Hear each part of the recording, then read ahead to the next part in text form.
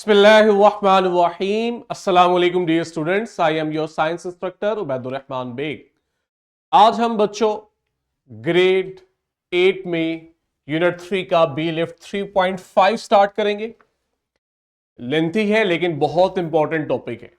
हमने cell division और इसकी टाइप्स माइटोसिस एंड मियोसिस को पढ़ना है और साथ इसको रिलेट करना है कि किस तरह से ये दोनों प्रोसेस जेनेटिक इंफॉर्मेशन को ट्रांसफर कर रहे होते हैं पेरेंट्स टू ऑफस्प्रिंग। मीनवाइल इनके जो की फेसेस हैं वो हम इसमें आइडेंटिफाई करेंगे और एक्सप्लेन करेंगे। मुझे उम्मीद है कि आप सब बच्चे ब्रिजिंग एक्टिविटी कर चुके हैं। सेल डिवीजन हमारा फोकस है और इसमें भी आज हम माइटोसिस को पढ़ेंगे।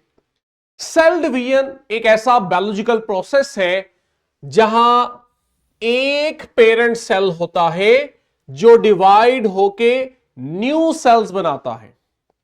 जो सेल डिवाइड हुआ हमने कहा वो पेरेंट सेल है और जो नए सेल्स बनते हैं बच्चों उन्हें हम डॉटर सेल्स का नाम देते हैं। इन प्रोसेस माइटोसिस और मियोसिस यानी सेल डिवीजन, इन प्रोसेसेस की सिग्निफिकेंस क्या है? नंबर 1, अगर सेल डिवीजन ना हो तो बच्चों हम में ग्रोथ नहीं हो सकती, क्योंकि स्टार्ट के अंदर हम एक सेल होते हैं जो ग्रो करते हैं बेबी में, बेबी ग्रो करता है एडल्ट फॉर्म में। तो ये जो आपका साइज बढ़ रहा होता है, ग्रोथ होती ही तब है जब सेल डिवीजन से नए सेल्स बनते हैं। हीलिंग ऑफ वुंड्स, आप सबने देखा, हम सबको जब इंजरीज आती हैं तो वो कुछ टाइम के बाद इंजरीज रिकवर हो जाती हैं। वो रिकवर इसलिए होती है क्योंकि वहां सेल डिवीजन से नए टिश्यूज बन रहे होते हैं, नए सेल्स बन रहे होते हैं।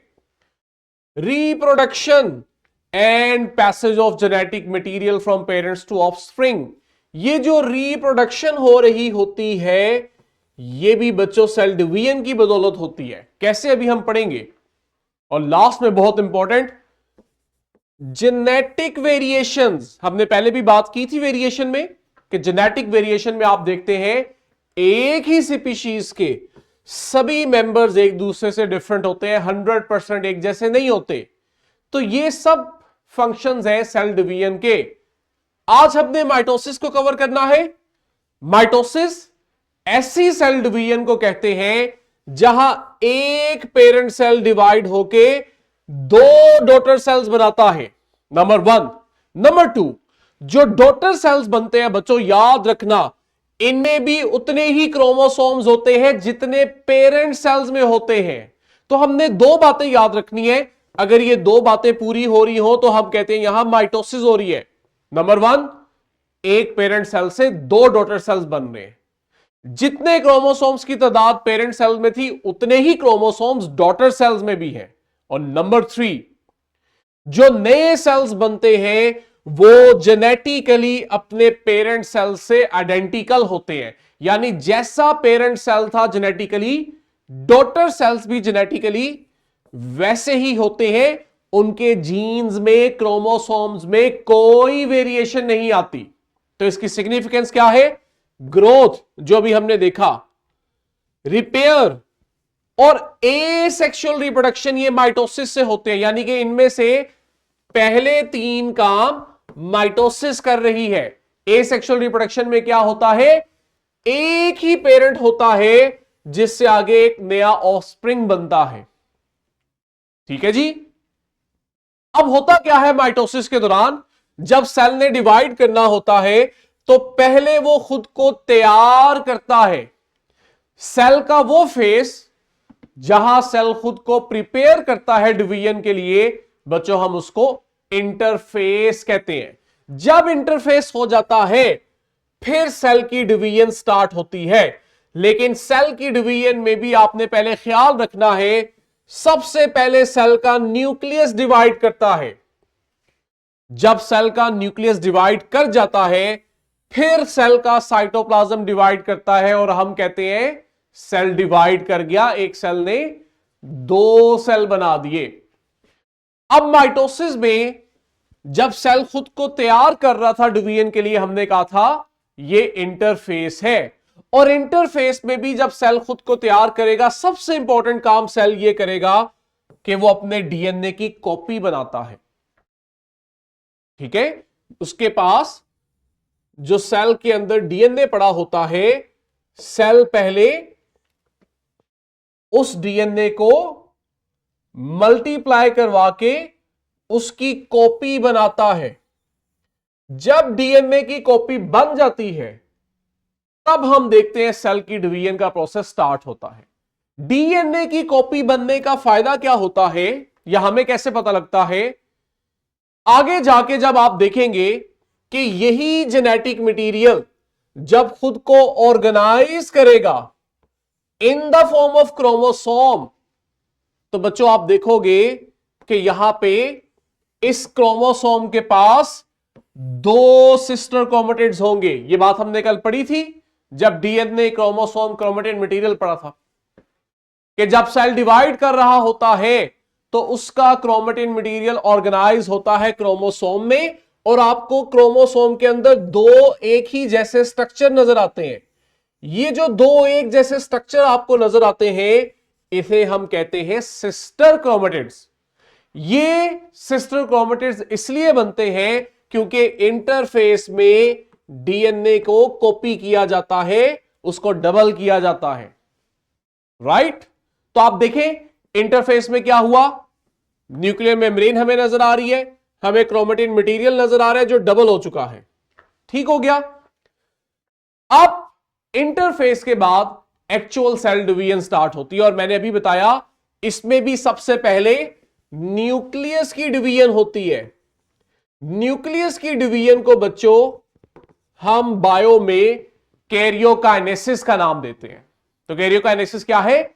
Division of nucleus. इसके 4 फर्दर फेसेस हैं, prophase, metaphase, anaphase and telophase. आपको जल्दी से एक सिमुलेशन दिखाता हूं, फिर हम अपनी स्लाइड्स पे आएंगे। यहां आपने देखना है कि होने क्या जा रहा है। ये देखें, हमारे पास कैरियोकाइनेसिस के स्टार्ट में इस तरह से सेल पड़ा हुआ है जिसमें आप देख रहे हैं कि न्यूक्लियस है, और न्यूक्लियस के अंदर आपको पिंक और ब्लू कलर का क्रोमेटिन मटेरियल मिल रहा है। अभी आप देखेंगे पहले फेस में, प्रोफेज फेस में न्यूक्लियर मेम्ब्रेन डिसअपीयर हो रही है, और वो जो क्रोमेटिन मटेरियल है वो ऑर्गेनाइज होके क्रोमोसोम बन गया है। राइट? देखा आपने, स्टार्ट में ये क्रोमोसोम नहीं थे, ये देखो, लेकिन प्रोफेस पहले फेस में ये ऑर्गेनाइज हुए, क्रोमोसोम बना, और ये देखो न्यूक्लियर मेम्ब्रेन डिसअपीयर होगी, खत्म होगी। अगला फेस जो है मेटाफेज, इसमें अब आप देखोगे क्रोमोसोम्स को सेल के सेंटर में अरेंज किया गया, देखा आपने। थर्ड फेस एनाफेज, ये जो क्रोमोसोम सेंटर में अरेंज हुए थे अब इन्हें एक दूसरे से सेपरेट किया जाएगा। और फोर्थ और लास्ट फेज में आप देखेंगे इसके अराउंड न्यूक्लियर मेम्ब्रेन बनेगी और सेल डिवाइड हो जाएगा 2 में। ये आपके क्लास टीचर आपको अलग से भी दिखाएंगे, हम अभी इसको अपनी स्लाइड से देखते हैं। प्रोफेज की क्या आइडेंटिफिकेशन है? हमें यहां पहली दफा क्रोमोसोम नजर आना शुरू होते हैं, न्यूक्लियर मेम्ब्रेन टूटना शुरू होती है। आपकी स्लाइड में ही मैंने इसके अंदर वीडियो के चंक्स लगाए हुए हैं। क्लास टीचर को चाहिए कि स्लाइड को डाउनलोड करके आपको ये वीडियोस भी दिखाएं। फिर है मेटाफेज। मेटाफेज में हमने कहा तमाम क्रोमोसोम्स को सेल के सेंटर में अलाइन किया जाता है। अगेन इसकी भी वीडियो है जो आपने क्लास में देखनी है।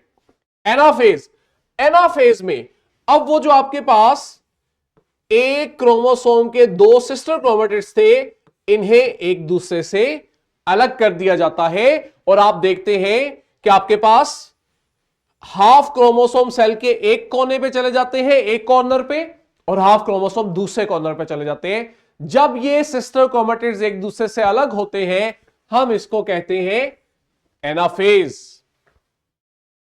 लास्ट में हमारे पास है टीलोफेज। टीलोफेज में ये क्रोमोसोम दोबारा से क्रोमेटिन मटेरियल में कन्वर्ट हो जाते हैं। ठीक है, वो जो ऑर्गेनाइज्ड क्रोमोसोम्स थे ये टीलोफेज में खुद को डिसऑर्गेनाइज करते हैं और क्रोमेटिन मटेरियल बनाते हैं, और वो जो न्यूक्लियर मेम्ब्रेन खत्म हो गई थी आप यहां देखते हैं वो दोबारा बनना शुरू होती है, रीअपीयर होती है। ये होता है टीलोफेज। आपके पास टीलोफेज में आप देखते हैं एक सेल के अंदर 2 न्यूक्लियस बन गए, यानी न्यूक्लियस डिवाइड हो गया। जब सेल स्टार्ट किया था उसने कैरियोकाइनेसिस, उसमें एक न्यूक्लियस था, लेकिन जब कैरियोकाइनेसिस एंड हो रही है टीलोफेज में तो इसके अंदर दो न्यूक्लियस बन गए हैं।